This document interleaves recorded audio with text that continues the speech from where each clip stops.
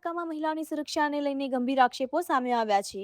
ઓખા મીઠાપુર વિસ્તારની બે મહિલાઓ સામે મારપીટ, જાનથી મારી નાખવાની ધમકી અને વિડીયો બનાવી બ્લેકમેલ કરવાનો આક્ષેપ ફરિયાદીએ કર્યો છે। સાથે જ પોલીસ પર કેસમાં યોગ્ય તપાસ ન કરીને મામલો દબાવવાનો પણ આરોપ લગાવવામાં આવ્યો છે।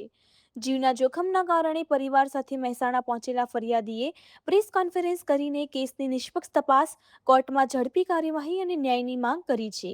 જો ન્યાય નહીં મળે તો આત્મવિલોપન કરવાની ચીમકી પણ ઉચ્ચારી છે। હાલ આ મામલે સંબંધિત પક્ષનો પ્રતિભાવ સામે આવ્યો નથી।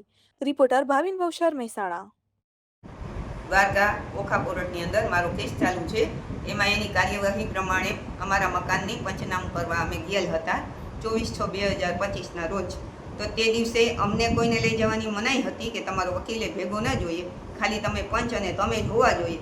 એની જગ્યાએ અમે જેવા ગયા ને અમે મકાનનું તાળું ખોલ્યું, એવું જ ગુમાનભાઈએ પંચનામું કરવાની પણ ના પાડેલ હતી। અને પછી જે કોર્ટના માણસ દ્વારા એના વકીલને ફોન કરવામાં આવ્યો કે તારો અસીલ અહીંયા આવી રીતે કરે છે, એને સમજાવ, નકર આ કોર્ટનું જ કામ છે।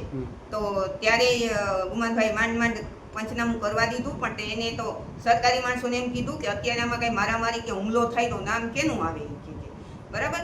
અને 5-7 જણાને ફોન કરીને તકરાર કરવા માટે બોલાવી લીધા, પાઇપુન ધોકા લઈ લઈને। એમાં એક રાયધરવાના સુમણિયા નામનો એક માણસ હતો, વ્યક્તિ હતો, એને તો અમને ખુલ્લેઆમ ધમકી આપી કે તારી હદ તો શું તને મળે, પણ અમે તારું મકાને પડાવી લેશું। અને એ તો લોખંડના પાઇપ ને સ્ટીલના પાઇપ લઈને અમને મારવા આવી ગયો હતો।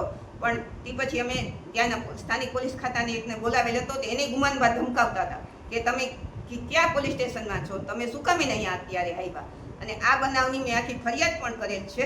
અને તો કોર્ટના માણસ પણ એ વેટાણે ફરી ગયો કે આવું કંઈ બનેલ જ નથી।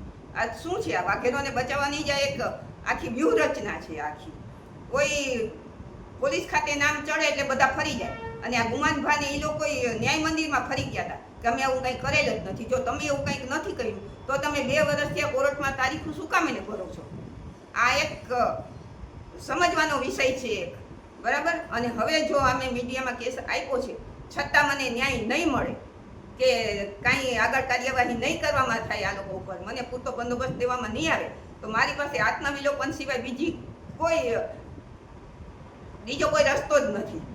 તો મહેરબાની કરીને હવે આ કેસનું એન્ડ પ્રશાસન તંત્ર જાગે અને ન્યાયનું સ્થાનિક પોલીસ તંત્ર જાગે, ન્યાય તંત્ર જાગે અને મને ન્યાય દે, અમે ત્યાં સુખરૂપ રહી શકીએ। અત્યારે અમારું મકાન ત્યાં રેઢું પડ્યું છે ને અમે અહીંયા મહેસાણામાં ભાડા ભરીએ છીએ અત્યારે। તો આ શું છે બધું? અને મોટી મોટી વાતો કરો છો નારી સુરક્ષાની, આમાં ક્યાં નારી સુરક્ષા આવી? રોડ ઉપર ઢસડીને એક મહિલા મંડળની પ્રમુખને આવી રીતે અત્યાચાર કરવો, એ શું છે? આ ક્યાં નારી સુરક્ષા થઈ? આમાં વાતો જ મોટી મોટી કરે છે, બાકી અંદર પોલીસ અધિકારીઓ સંડોવાયેલા છે, એટલે કેસને આગળ નથી વધવા દેતા અને સત્ય હકીકત કોર્ટ સમક્ષ લાવવા નથી દેતા। નથી અમારી જીભાની લેવાતી કે નથી અમારી કોઈ અરજી મંજૂર કરવામાં આવતી। અને અમે જે મનાઈ હુકમ માંગેલા તો એને નામંજૂર તરત કરી નાખ્યો। એના માટે અમે અપીલમાં ગયા છીએ।